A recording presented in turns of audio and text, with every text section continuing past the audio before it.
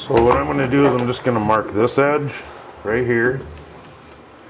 And then I'm going to take the cheater board and I want to allow for a little bit of an expansion joint. I'm just going to make a mark there.